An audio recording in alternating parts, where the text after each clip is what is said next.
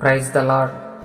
నేటి అనుదిన వాక్యము ప్రసంగి గ్రంథము 5వ అధ్యాయం 11వ వచనము.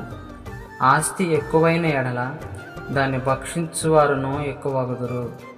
ప్రియ దేవుని బిడ్డలారా, నిజమే, మన దగ్గర ఆస్తిపాస్తులు ఉంటే మనకు బంధువులు స్నేహితులు ఎక్కువగానే ఉంటారు.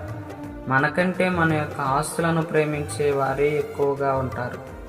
ఎంత ఎక్కువ డబ్బు ఉంటే అంత ఎక్కువ మంది ఆప్తులవుతారు. ఒకవేళ మన చేతిలో చిల్లిగవ్వలేకపోతే మనల్ని కనీసం చూచేవారు కూడా ఉండరు.